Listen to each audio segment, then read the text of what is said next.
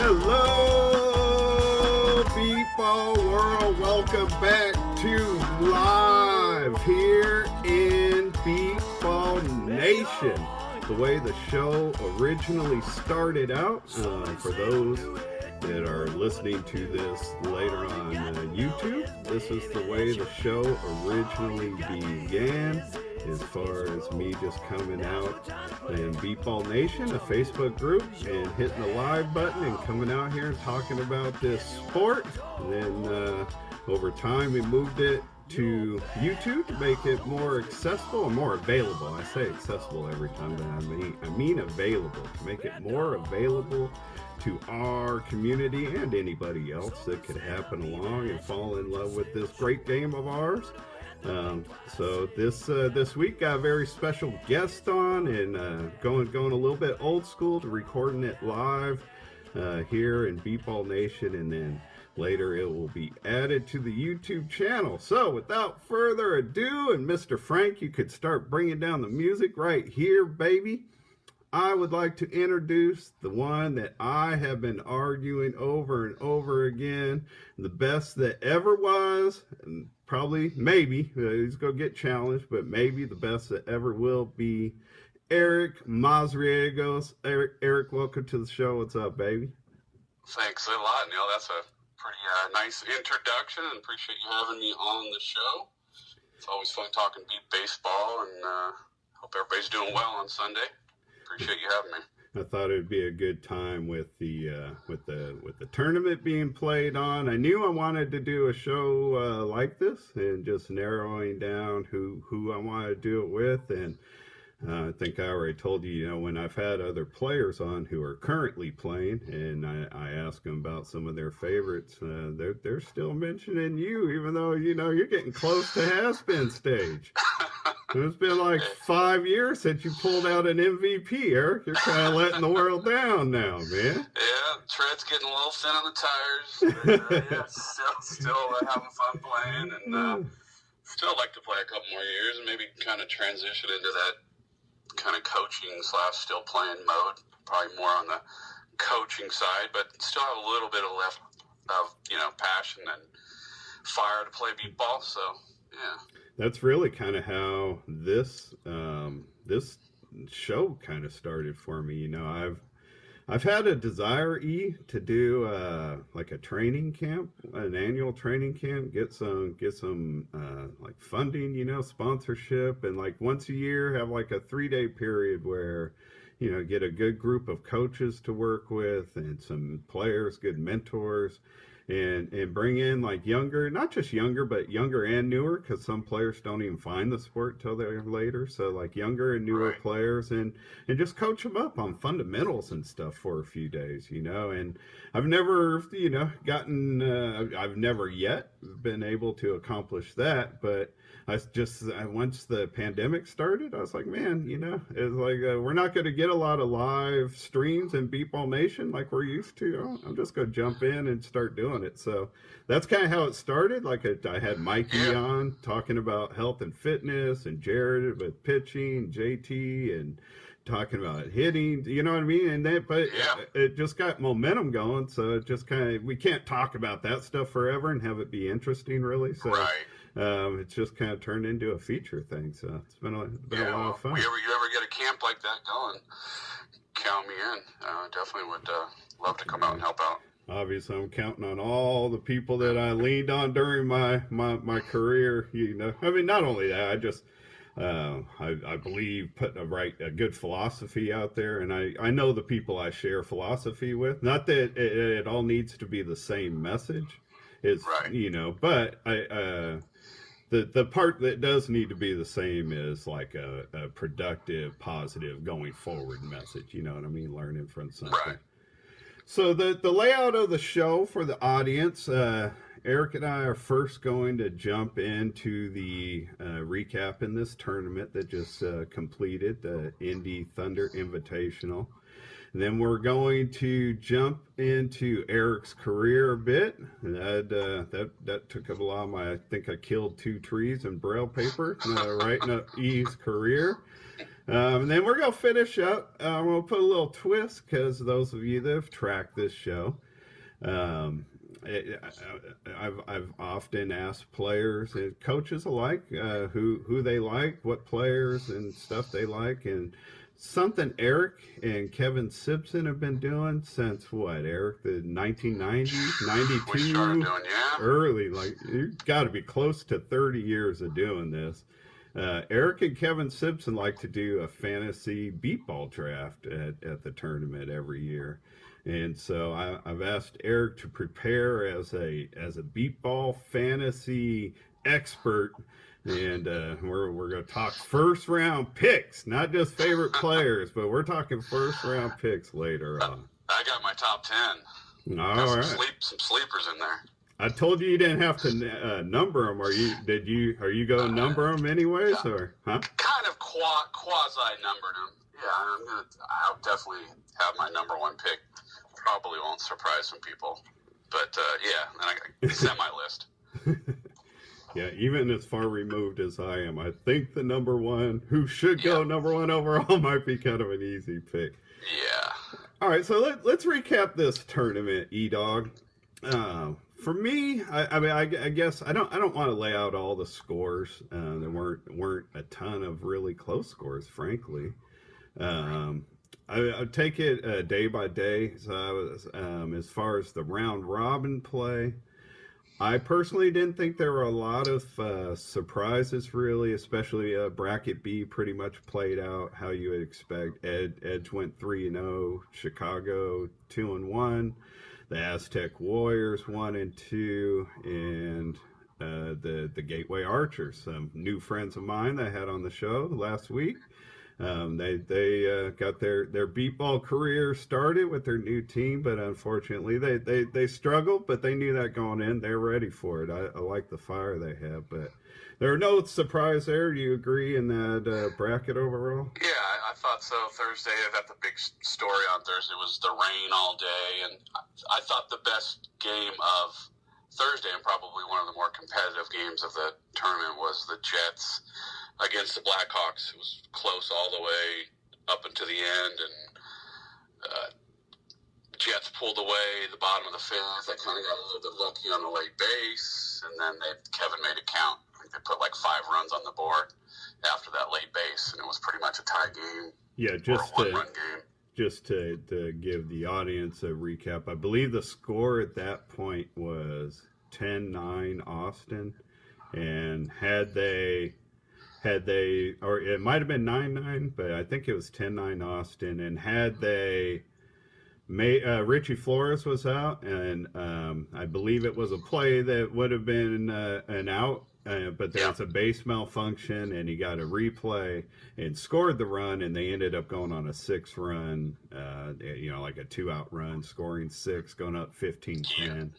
And that was the final. So, I mean, who knows how it would have played out otherwise. The result might have been the same, but that definitely was a big turn in that game. Yeah, yep. The other game in that bracket A, and that bracket A included, just to give a quick recap, had the Thunder. They went 3-0. Jets went 2-1. Austin 1-2, and the Lone Star Roadrunners 0-3. But the Roadrunners in Austin had a 7-5 game in that round robin, and had that, I mean, that was a close game, and had that turned out the other way, that would have dropped Austin to the 7 seed.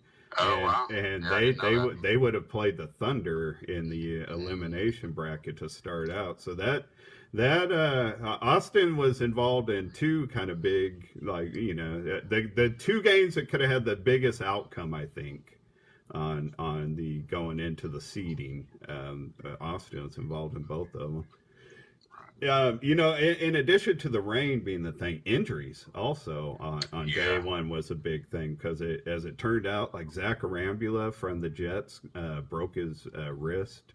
If I got this right, like as they were warming up, like to play. I think it was early. Yeah, it was, and I think he still played. Yeah, he played that day, the first day. I don't think he knew. I don't think they got it checked until later. Yeah. So. He you know what I mean? He sucked it up and went out there and Yeah. stuck through. I'm sure he only played defense, but I'm sure it affected. You know what I mean? You need both hands Right. in For defense. sure. That Yeah. props to him for toughening up, but not just him. Both Zachs. Zach Bueller from the Indy Thunder. He, I believe, has a torn meniscus, so that dropped him out. I'm trying to think. Seemed like there are other injuries. And then there was one other major one was to Hoodlum. I think. Oh he yeah, dislocated his shoulder. Exactly. I think Yeah. that might have happened on day 2, maybe on day 1. You're probably right on day 1. Yeah. Yeah, that I think it was day 1 or day 2. Yeah. Either way, that definitely had a big impact on on Chicago. But did you ever hear why Miguel was missing from the Thunder? No, I did not. Is that you know that it's so hard to even notice they're missing anybody because it's like you hear like I'm sorry, I meant to look it up. Do you remember Miguel's last name? I don't want to short him. Tello or something like that. that I because of that I want to call him Miguel Tejada. But yeah, and I don't know if that's short for something, you know. Tello or Tellis, it's something right, to that effect. So, yeah, sorry, Miguel, but you know you hear like Zach's out, Zach Bueller's out, who's one of the best offensive players out there, and he shores up the left side of their field. On defense, but then Miguel, who's their other short guy, who's really good. Yeah. You know, it's like you're thinking, oh, you know, this is an opportunity for teams to pounce, but then they're replacing with people like Kyle Lewis and Adam Rodenbeck. You know what I mean? It's like they got some depth. They're not just the starting 6. They're a good 10 deep.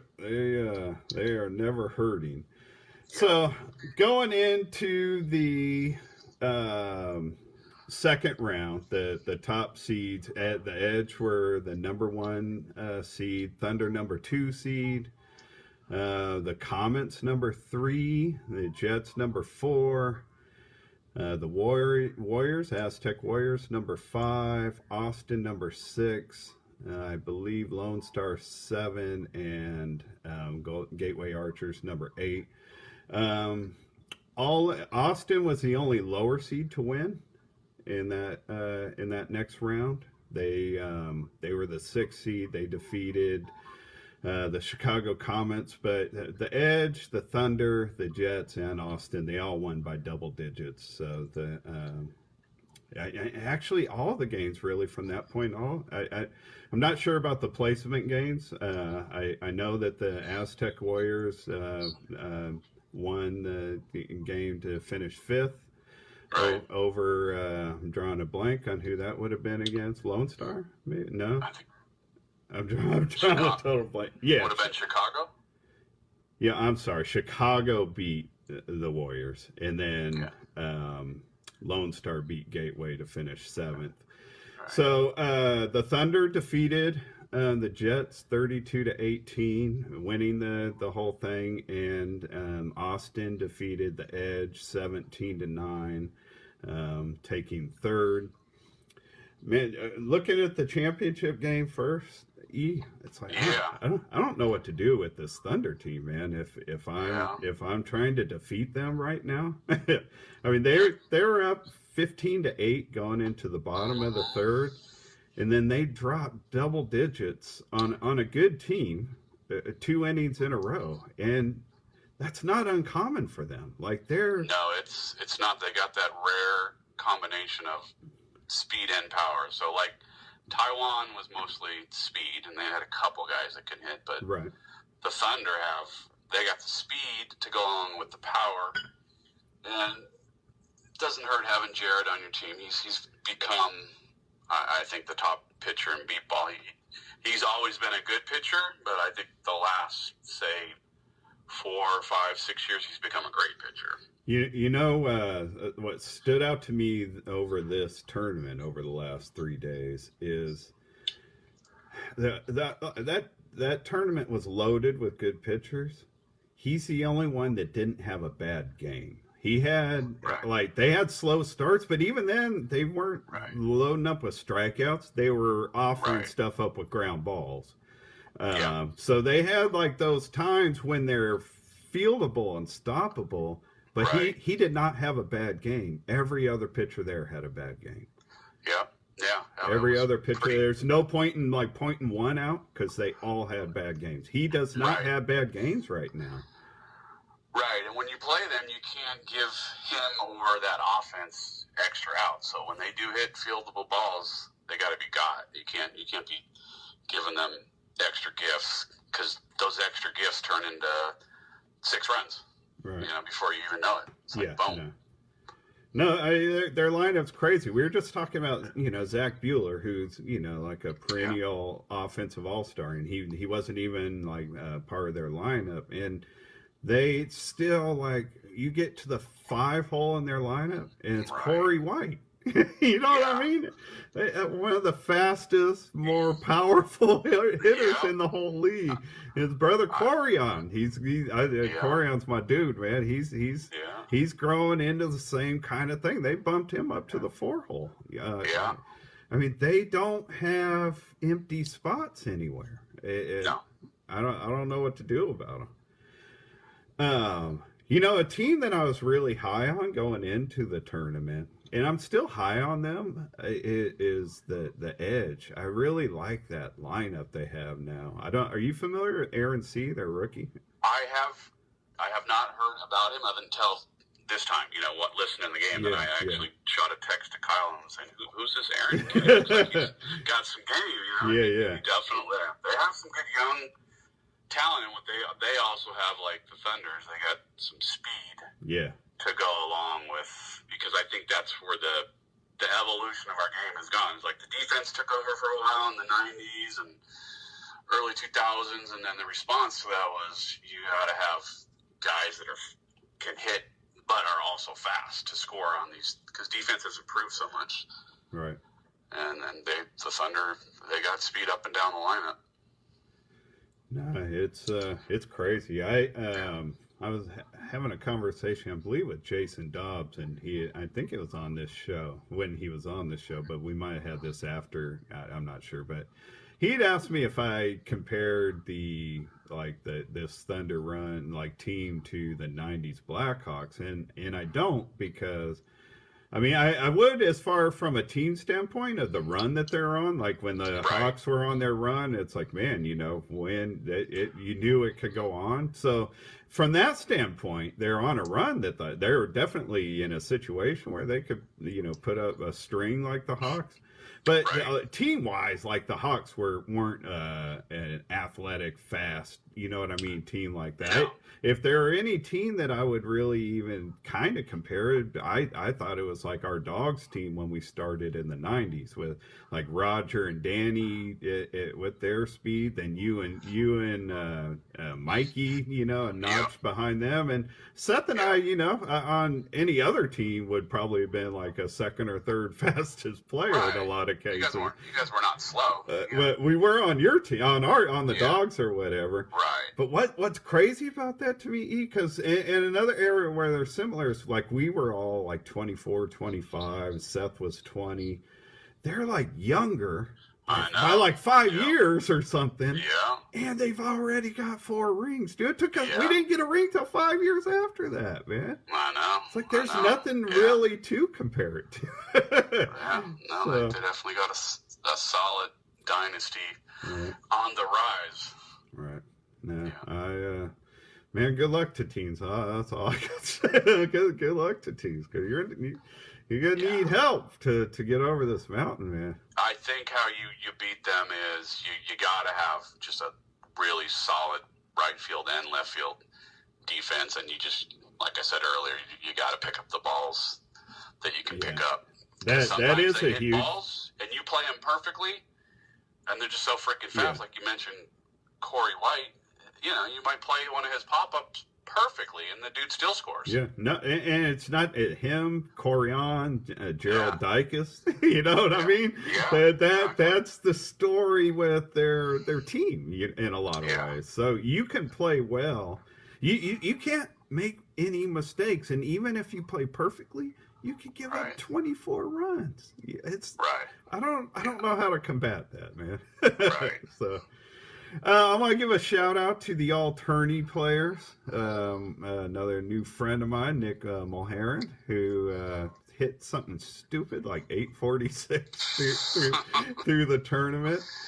Then Corey White, Erod, Corey On White, and Richie Schultz round out the whole team.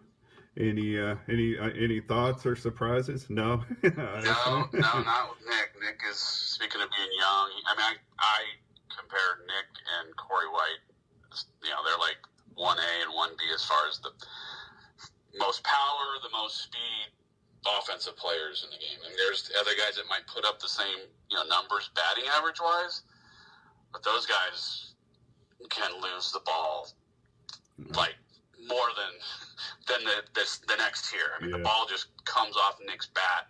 Yeah. I played with him a couple of years ago, and I was like, what the hell was that sound? I mean, the ball I never heard a sound off of a bat when that guy was batting. It was crazy.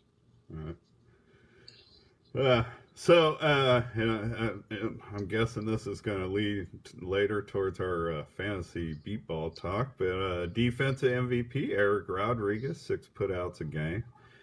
I didn't realize Lone Star had a player, Josh Perry. I didn't realize, I've probably been seeing his name. Yeah, at first I had to think, it's like, did the Comets have to play Josh out in the field?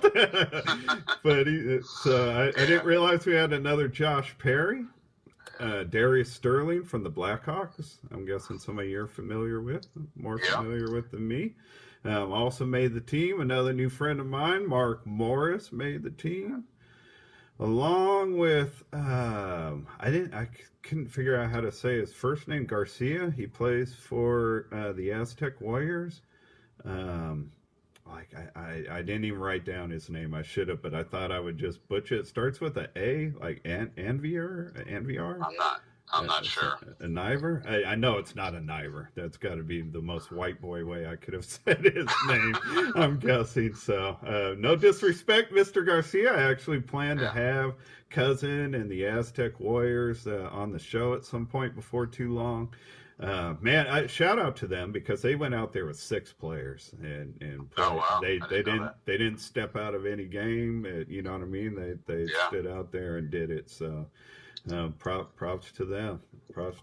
So that's all I got on the tournament. You got more? Yeah, I mean, that's pretty good summation. I think it was, Friday and Saturday you could see pitchers and players heating up. So I think there was better quality ball as far as Friday. Of course, the rain, had an impact on that.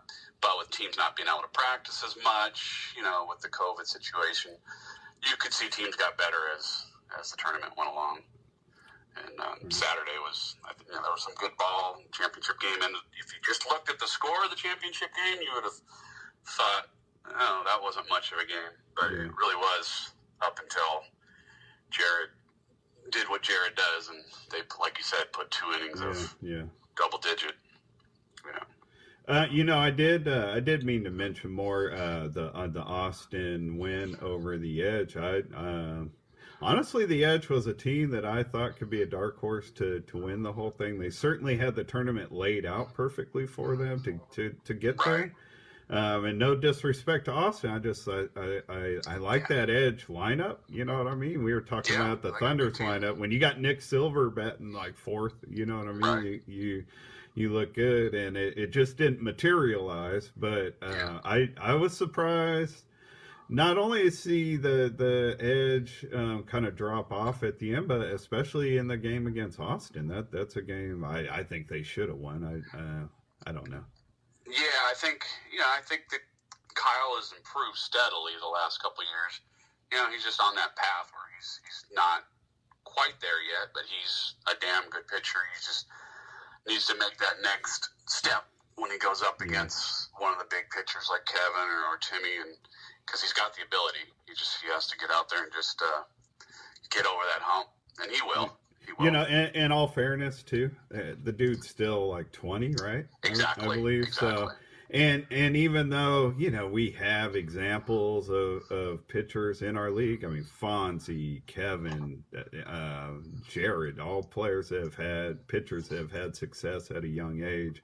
that it shouldn't be expected. You know what I mean? Right. It shouldn't be expected. So that's a lot of pressure too. Right. You know, Right. so. I mean, I hope they keep that all together, especially because they got my man, is Oblo, my boy Ethan Johnston, is also going to be a member of their team going forward on defense. Oh, You know, that's a so, good get. Yeah, that's a good pickup. yeah. So, I think they got a lot going on that's positive. Right. I was surprised more of it didn't come to fruition this weekend, but you Right. know. Right. Assuming everything goes all right with the virus, they'll have more opportunity here coming up. So, all right, Eric, this is going to take me a little while. I got to make sure I even get in the right place.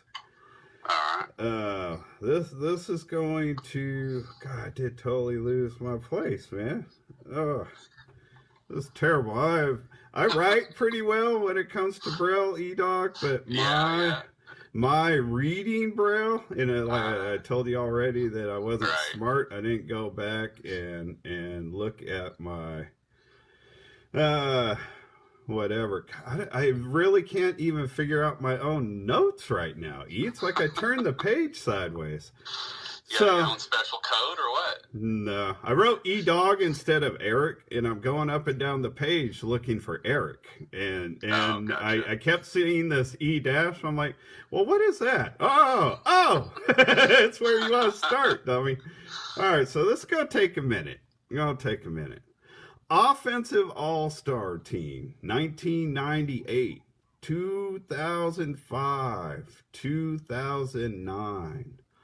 Offensive MVP, 1994, with a batting average of 788.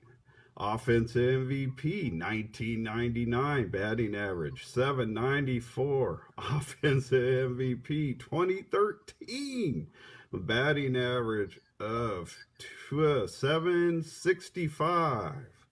That was 2003. You're so in love with yourself. You're right. I wrote the right thing. I read the wrong thing. It's all good. I wrote the right thing. You know, I should finish.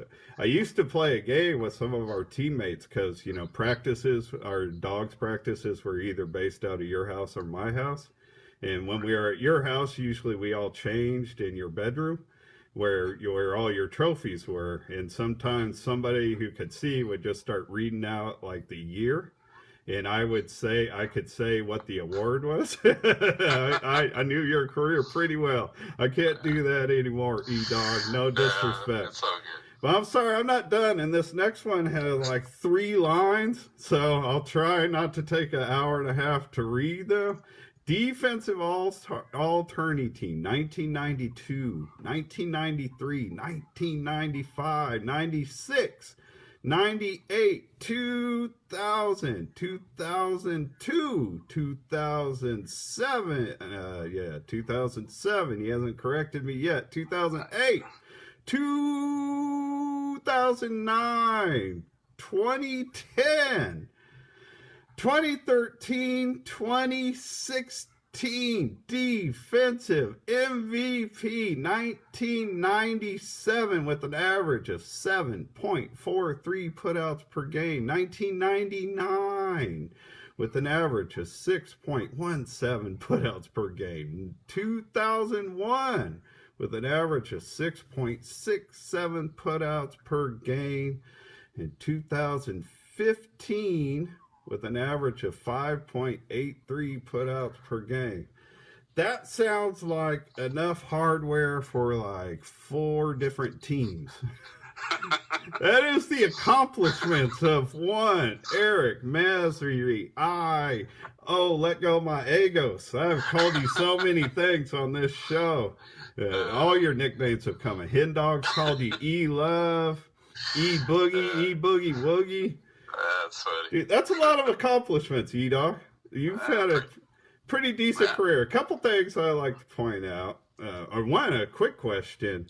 Like in between, because defense was obviously your thing. I mean, that's 17 out of I don't know how many years on a defensive all-tourney team, and 4 of them being MVPs. There are 14 years in between the 01 and the 15 MVP. Was that any certain satisfaction to kind of get back to uh, that pivotal? Did it I mean? for me it was obviously older person. I totally didn't expect that was when they called my name. We had played Taiwan twice that day. I wasn't even, as you get older in your career, maybe when you're younger, you kind of worry about your numbers. Not even worry, but you're kind of aware. As you get later into your career, you're not really thinking about that stuff. I mean, at least I'm not, So when they called my name, I was very surprised, to be honest. I mean, I thought I played decent defense, but I didn't think it was going to be MVP caliber defense because a lot of times the numbers get skewed and all that stuff. So I was more proud of that I was 46 or whatever at the time and did it than anything else. And obviously the fact that we won the championship, that's when those MVPs mean a little more because you're happy because you won the title, and that's MVP is just icing on the cake. Yeah, and that was the kind of the other note I wanted to jump in there. One thing that's really impressive, and you've kind of done it twice. 09 was a championship year for you with the Dogs, and you made the all-tourney team on offense and defense. But 1999 was the first year ever the Dogs won the championship, and you were the MVP on both sides, offense and offense and defense. And like when I've had some of these debates with people in Beepball Nation, nothing recently, but in the last couple of years, it's like, man, that's Michael Jordan stuff right there, people. Yeah, I don't want to, I wouldn't expect you to say it, but I'll say it. That's Michael Jordan stuff right there, people. That's impressive. That's a very, very huge compliment. I appreciate that. And that was a special year because it was our first year winning it all, and that was that you don't ever really think you're going to do a feat like that. I don't ever think anybody prepares. You can't prepare for it. You can't prepare. I think everybody dreams about anybody who is competitive and likes, competitive, wants to play competitive sports. We've all had that dream of catching the winning touchdown, hitting the winning shot, scoring the winning run. I mean, you know what I mean? Winning a championship and going double MVP, it would be arrogant to dream that. You know what I mean? That's beyond a dream. That's asking to be above everybody else. That's crazy stuff right there. Yeah. Wasn't there, because I remember early on, wasn't there another year like in 94 or 93 when you made both teams, but the league had a rule back then that you couldn't win, you couldn't be on both the all-tourney team for offense and defense? Yeah, it was 94. I would have, I think, won both MVP on both sides, but I don't know if it was a rule or if someone just kind of came up with something. I think it was a rule because I think it came up in 93 also. That's why I couldn't remember what year it was. But when the tournament was in Austin in 93, I remember something along those lines coming up also. But so you would have been the MVP on both sides in 94 also then. Yeah. I did have that right. I said that at some point in Beepball Nation, but as I thought about it, I was 99% right that I had it correct that you would have made both teams. I started to question whether or not you would have been MVP on both sides. So yeah, and Kevin keeps track of the numbers. He's the one that he told me you would have been MVP on both sides. I don't think I was the board member, but after hearing that you couldn't, I know that was something as a board member I started bringing up because I thought that was ridiculous. What kind of child's play is this that you can't get what you earned? You know what I mean? Right. Everybody's got to go home a winner with a hug and a pat on their back. Are you kidding me? We're the highest level.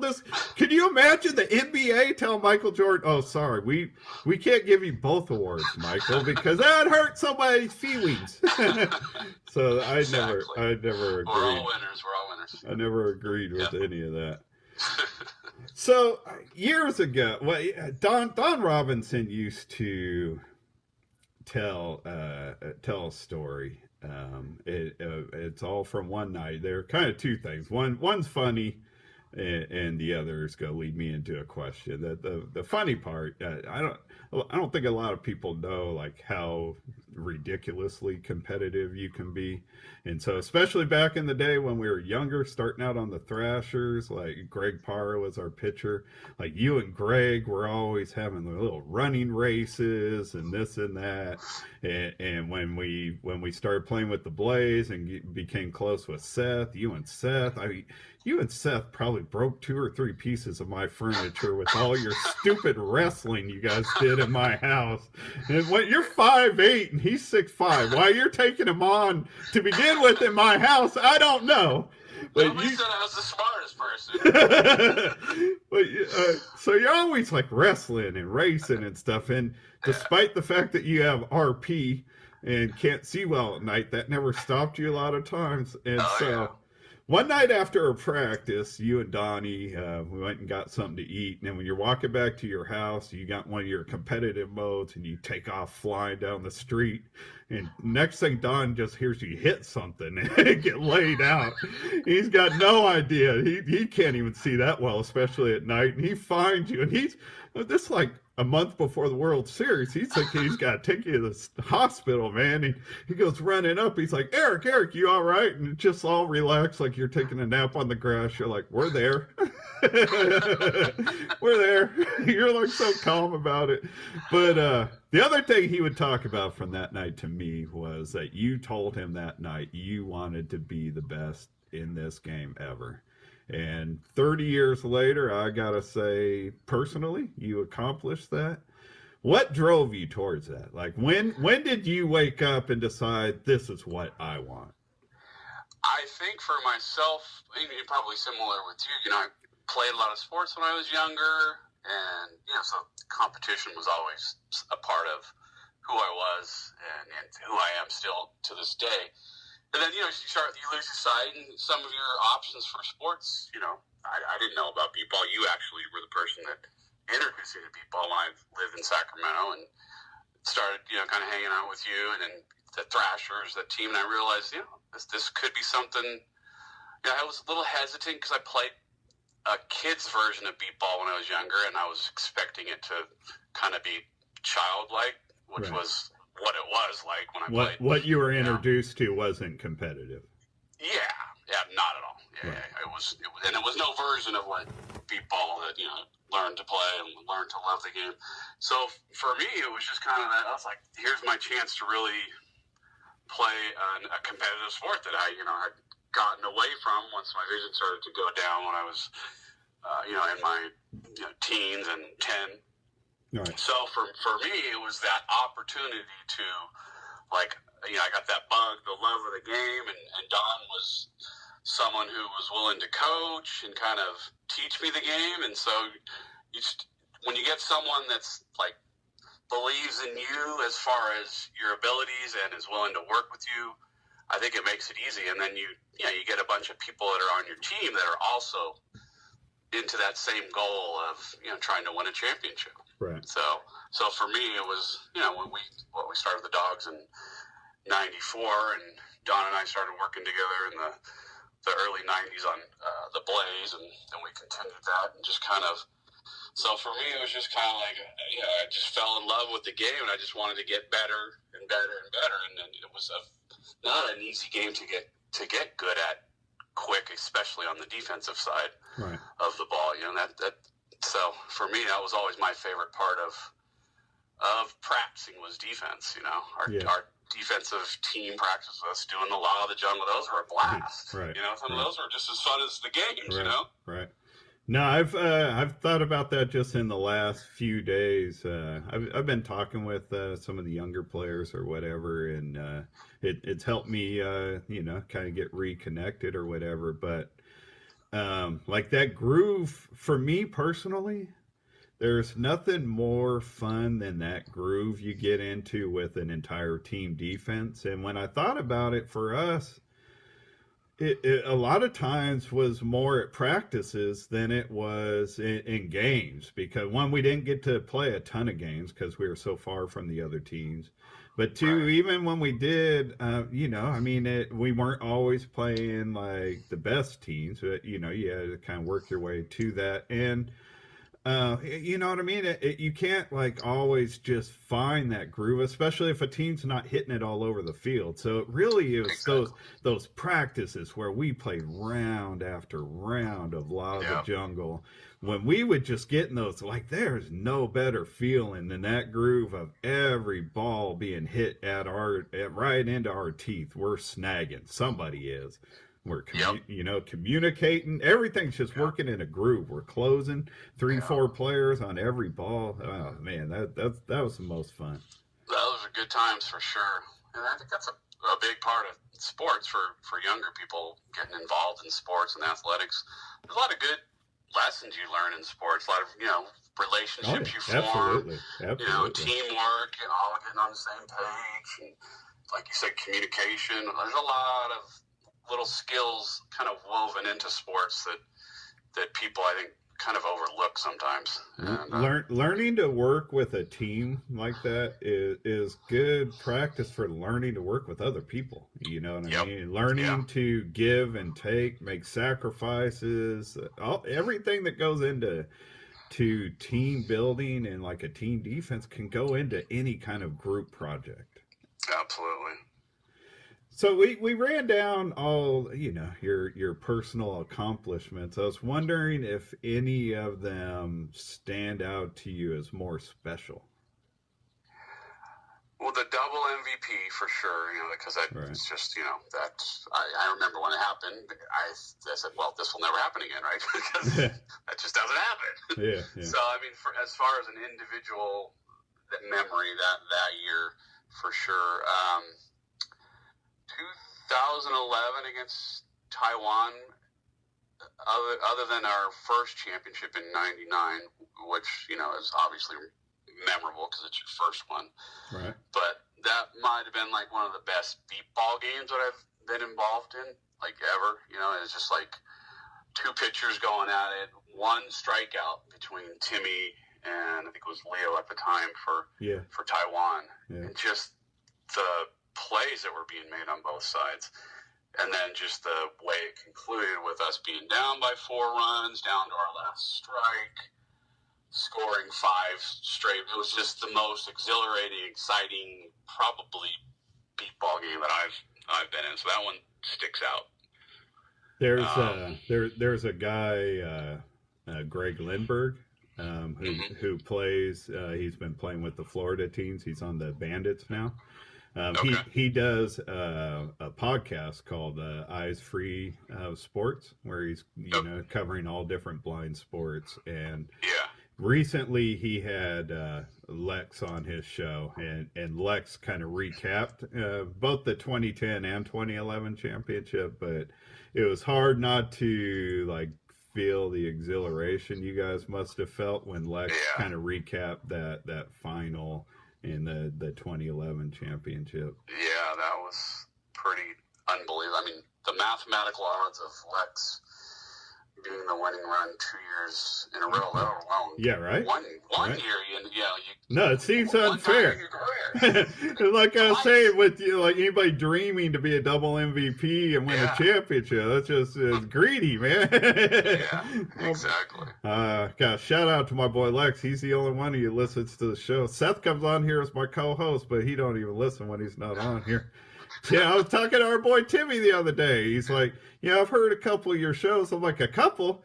Like, there's 3 things you love. Me, Beepball, and YouTube. I mean, that dude's a YouTube junkie. And I was like, I got the show on YouTube. It covers all the base. So like, well, I was hoping to be on the show sooner. So he's like, not listening now because I haven't had him on. I'm being punished.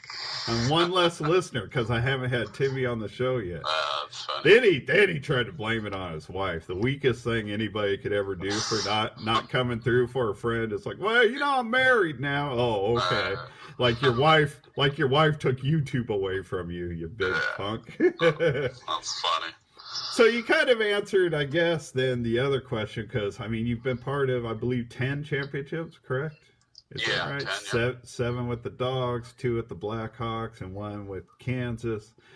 I was going to ask you if any of the championships stood out to you over the others, but you kind of dove into the 2011, so I'm guessing that's maybe the same answer, or is there more? Taiwan was more memorable on the level of that was.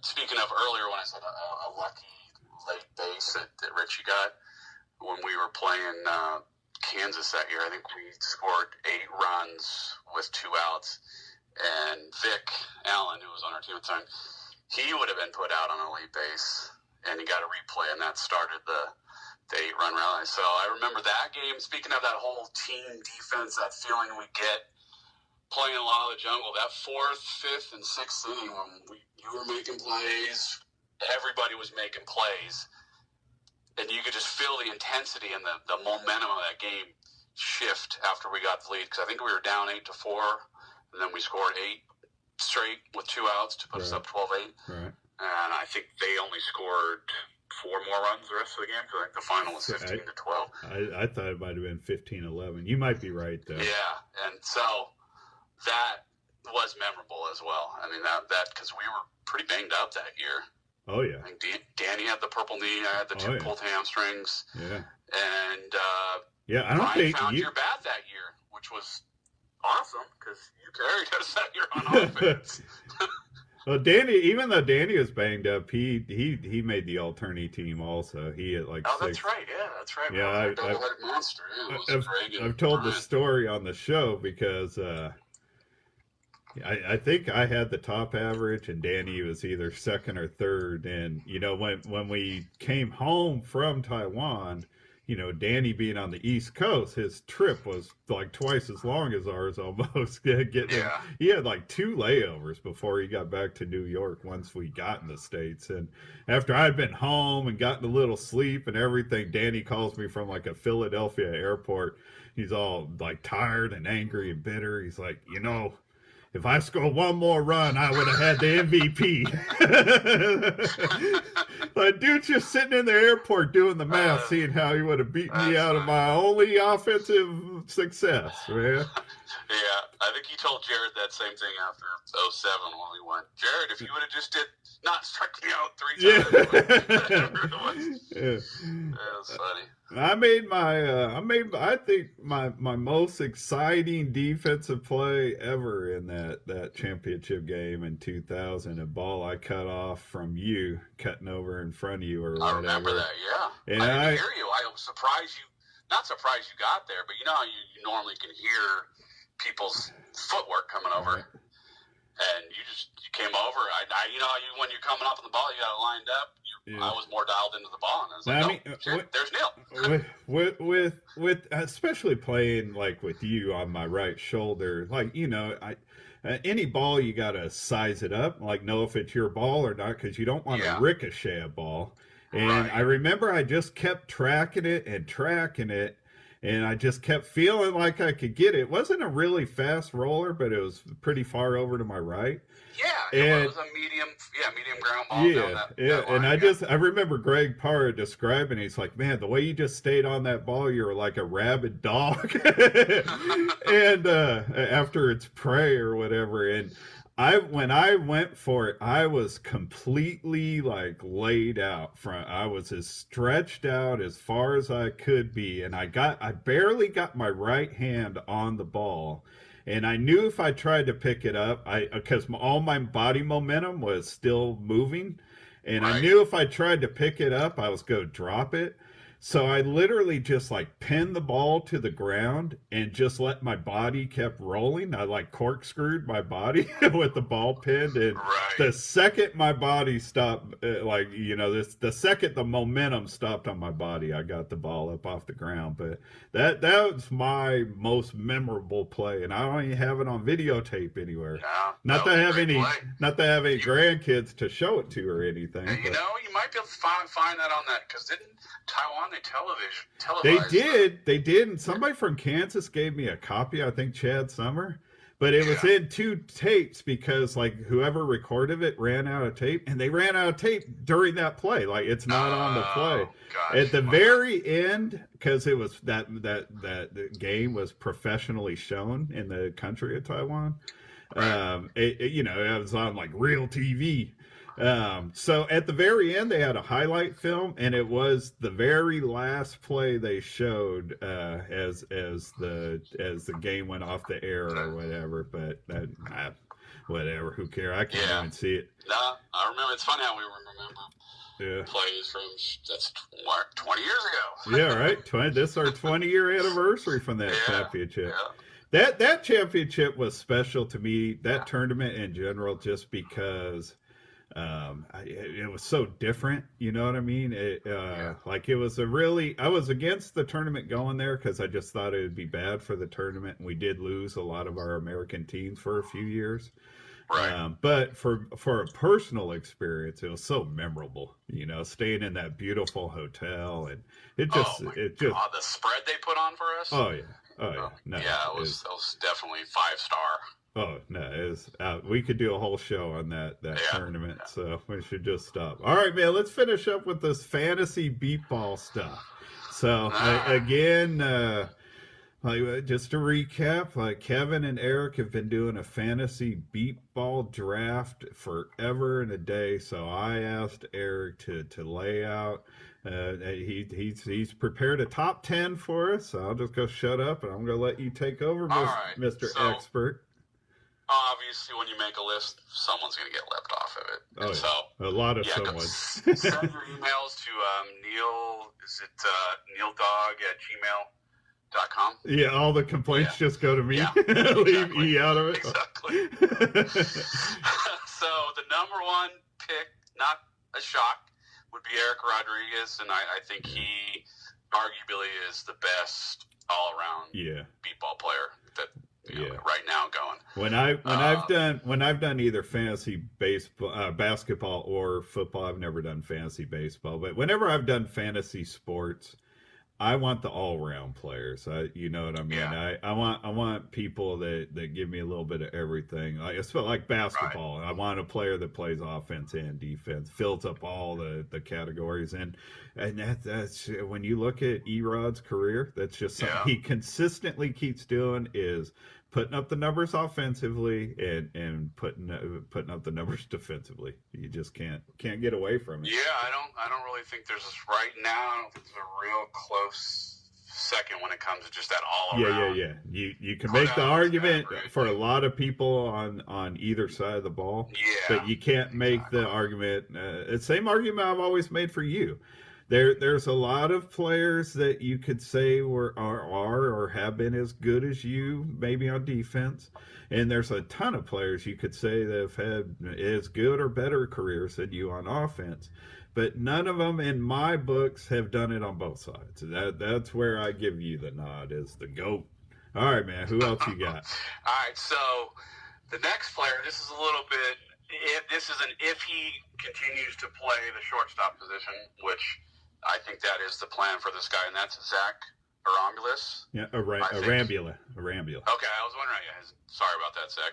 I think obviously offensively he's in the top. Oh yeah, very five, good. Whatever. Offensive MVP is very first year. Yeah, so I think he's gonna improve steadily, and when he does, fantasy beat baseball wise, when you got someone like you said making plays and also hitting.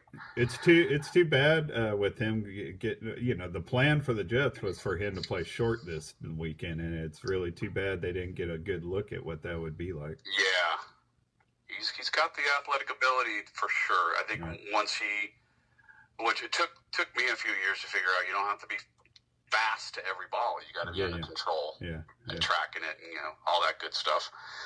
The next player, not a surprise. I think this person's the best all-around outfielder in beepball, and that's Zach Buehler. So Thunder, there's a reason why they're winning championships. Right. Zach, he's more known for his offense, but that dude, he can make some plays on defense too. No, I said that earlier. He sure is up there left side.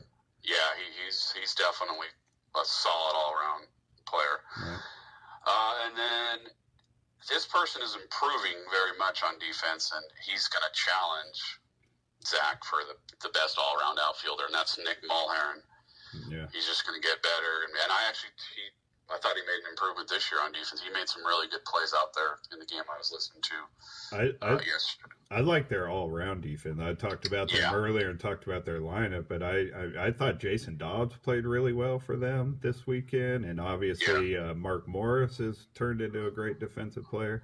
But just Nick Mulherrin is another one, the offensive MVP his first year, and made the team again in 2019. I mean, some of these young players making it look easy, dog.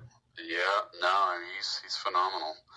Now, the next pick, you might say I'm being a homer, but I really don't think I'm being a homer because the dude he might be getting older, but he's still producing. That's Danny. I mean, he still freaking hits. He actually, I think, him and Mike Finn are the rare person that they've gotten older and they've not slowed down. I mean, I think Danny owes some of that to Kyle.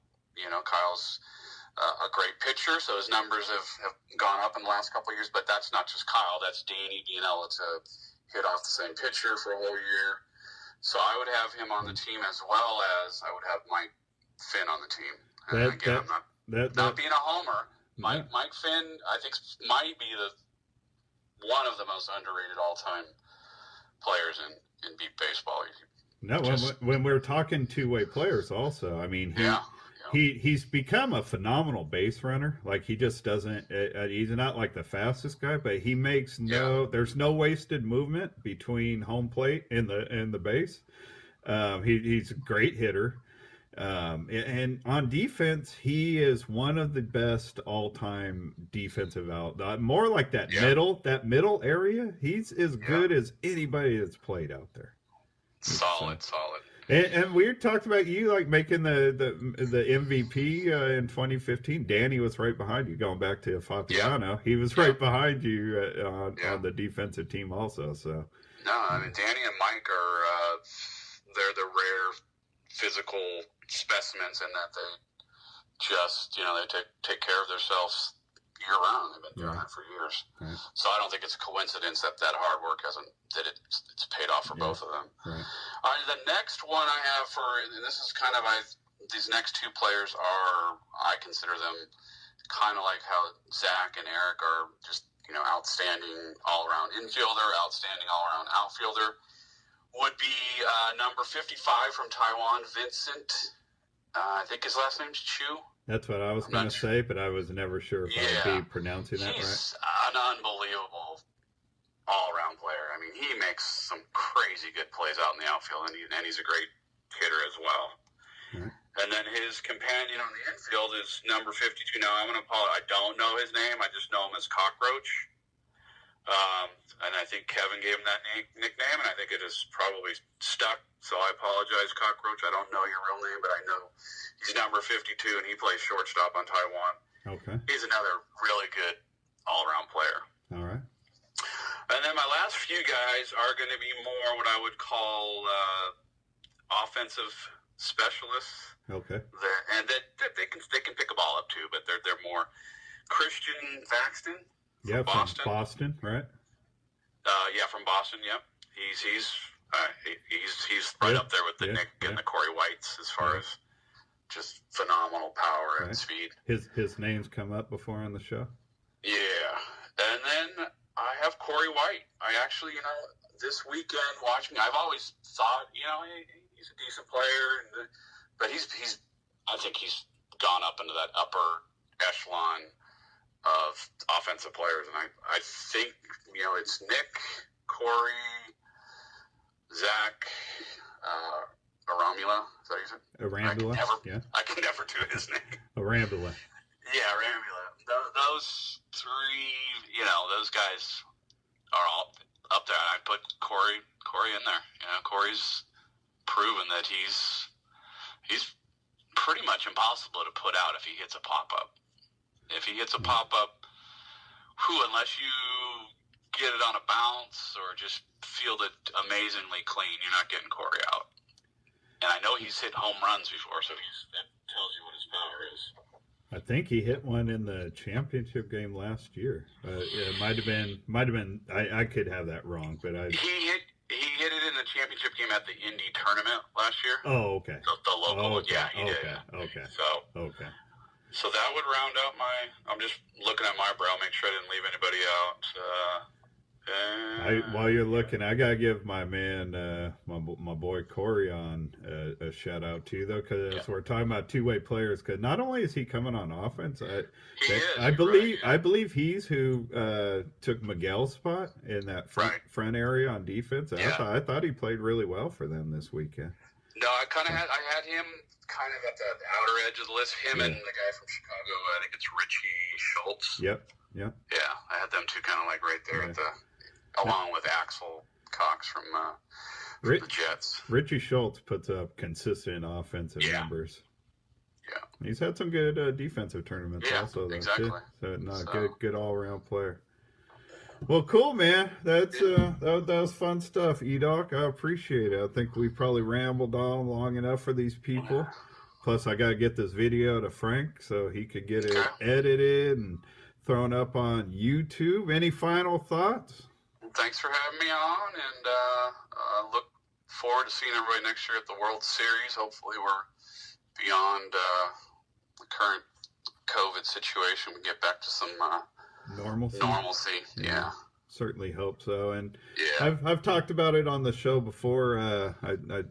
I'm nervous about this tournament. I certainly hope that it turns out everything is perfectly fine. I want everybody to get home safe and sound with no issues whatsoever. I hope there's no reason at all to regret this tournament. I want everybody to play this game and have fun, but I am nervous as heck that some of you. I'm just nervous about the turnout. Right. Yeah. Well, hopefully everybody's good, and we'll be talking World Series next year instead of talking tournament thrown together, because there is no World Series. Absolutely right. Yeah. So, do you remember Aunt Cindy, Pendry Clark's sister, Cindy, from when we were out in Ohio? Vaguely, yes. Yeah. Aunt Cindy's been a fan of the show since the beginning, so I found that out, I always end the show by saying goodnight to Aunt Cindy. So, could you do the honors for me, E-Dog? All right. Well, thanks for listening, and good night to Aunt Cindy.